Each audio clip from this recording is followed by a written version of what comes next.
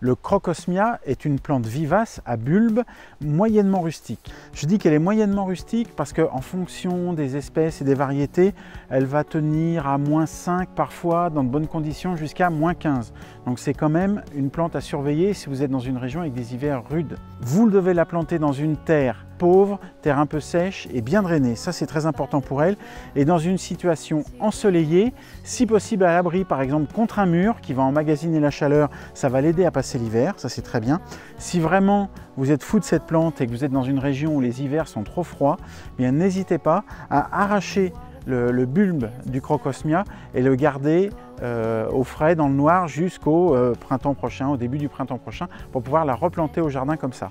Elle fleurit tout l'été avec des couleurs absolument éclatantes. Ça va du rouge vif au jaune d'or en fonction des variétés. Les fleurs sont étonnantes.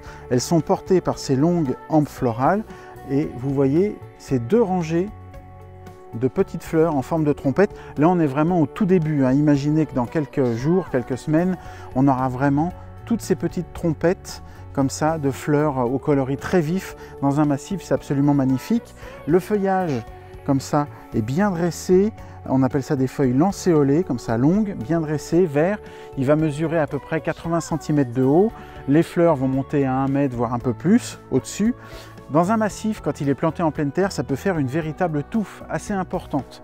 D'ailleurs, il faut penser à diviser cette touffe tous les 2-3 ans pour garder de la vigueur à la plante. Le feuillage est caduc, donc disparaît en hiver. Si je vous l'ai dit, votre région est froide, n'hésitez pas à déterrer les bulbes pour les conserver jusqu'au printemps prochain et les replanter au jardin. Pour l'arrosage, c'est simple, il faut un arrosage régulier. Quand le temps est vraiment chaud, quand il y a une canicule, c'est important de bien l'arroser. Et surtout, je vous le disais, un sol bien drainé. Il va détester les terres lourdes, argileuses dans laquelle l'eau stagne. Donc c'est vraiment important, si vous voulez le planter en pleine terre et que votre terre est collante, de faire un trou profond et de mettre un lit de cailloux ou de gravier au fond pour améliorer le drainage. C'est comme ça que votre Crocosmia sera vraiment magnifique.